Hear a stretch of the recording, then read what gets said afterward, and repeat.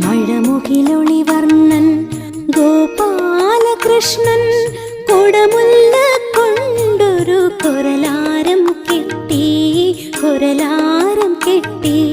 മഴമുകിലൊളിവർണ്ണൻ Gopalakrishnan